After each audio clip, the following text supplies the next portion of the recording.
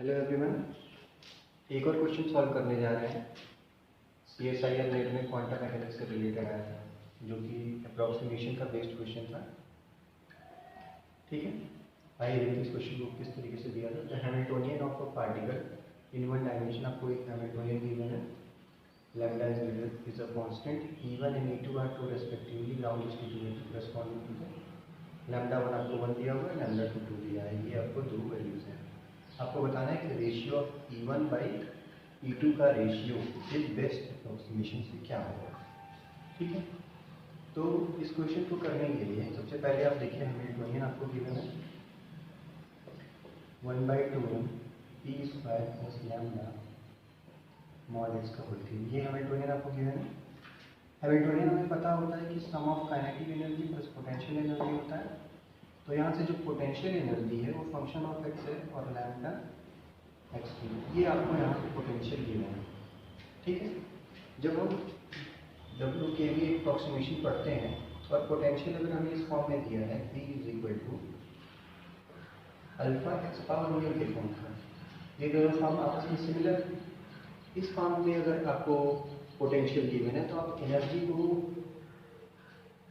Direct calculation से, direct इस फॉर्मूले से कैलकुलेट कर सकते हैं। Alpha is equal to n plus half h cross under root pi upon 2m alpha gamma function 1/u plus 3/2 divided by gamma function 1/u plus 1 whole power 2u upon u plus. इस फॉर्मूले से आप इस question को solve कर सकते हैं अगर आपका पोटेंशियल इसमें सिमिलरिटी है। तो इन दोनों चीज़ों को अगर हम कंपेयर करें तो यहाँ से अल्फा की value alpha is equal to lambda हमें मिल रहा है और न्यू की वैल्यू हमें 3 मिल रही है। Nu is equal to 3। इन दोनों वैल्यूज को उठाकर हम इसमें पुट कर देंगे। तो अल्फा की जगह पर हमने लैम्डा लिख लिया n plus half h cross under root pi upon 2m lambda, ये हो जाएगा 1/3 प्लस 3/2, ये हो जाएगा 1/3 प्लस 1, 2 इंटू 3/3 प्लस। अब देखिए, इसको हमें टोटल को सॉल्व भी कर सकते हैं, लेकिन हमें यहाँ पे सॉल्व करने की ज़रूरत नहीं है, क्योंकि हमसे क्वेश्चन में रिक्वायर्ड क्या है।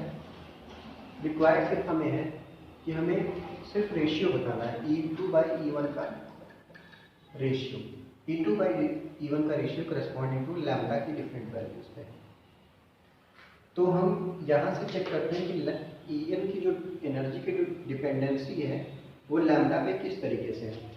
बाकी सब तो यहाँ पे प्रोपोर्शनल मतलब कांस्टेंट है।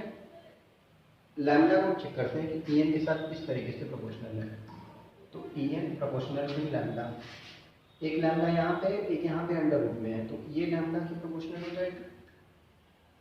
और ये जो अंडर रूट का लैम्डा है इसके पावर यहाँ पे 6/5 है, तो 1 अपॉन अंडर रूट लैम्डा और होल टू द पावर 6/5, तो इसकी प्रोपोर्शनलिटी है। बाकी सब कांस्टेंट है।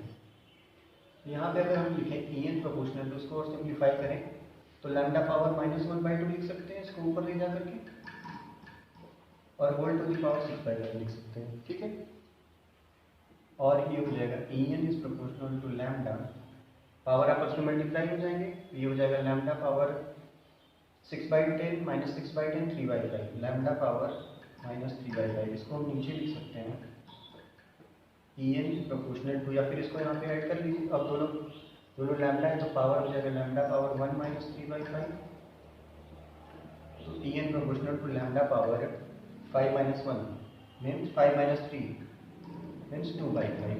En लैम्डा के साथ 2/5 पावर पे इसकी प्रोपोर्शनलिटी हमारे पास पता चलेगी। अब लैम्डा की एक बार वैल्यू आपको 1 रखनी है तो आपको E1 मिलेगा, और एक बार आपको लैम्डा की वैल्यू 2 रखनी है, तो अगर आपने लैम्डा की वैल्यू 1 रखी तो 1 पावर 2/5, अगर आपने 2 वैल्यू रखी तो 2 पावर 2/5, और आपको फाइंड क्या करना है E2 अपॉन E1। तो आपने E2 अपॉन E1 अगर किया तो 2/1 और होल टू द पावर 2/5 हो जाएगा। 2/1 मीन्स 2 मीन्स 2 पावर 2/5। अब इसको आप कैलकुलेट करना चाहें तो कैलकुलेट करेंगे तो इसकी वैल्यू कुछ 1.319 समथिंग आ रही थी, तो 1.32 1.320 के अप्रॉक्सीमेटली इसको आप लिख सकते हैं। तो ये W के लिए अप्रॉक्सीमेशन का क्वेश्चन था, जिसको आप इस फॉर्मूले से डायरेक्ट कैलकुलेशन करेंगे। इसका पूरा W के लिए यूज़ करेंगे तो ये क्वेश्चन काफ़ी कॉम्प्लिकेटेड हो जाएगा और इसको सॉल्व नहीं कर पाएंगे एग्जाम पीरियड में। ओके, तो इसका सॉल्यूशन यहाँ पे है 1.320। तो इस बार नेट के क्वेश्चन में आया था, नेट के एग्जाम में आया था ये क्वेश्चन CSIR में। और भी जो भी क्वांटम मैकेनिक्स से रिलेटेड क्वेश्चन है वो हम और आगे डिस्कस करेंगे। Thank you.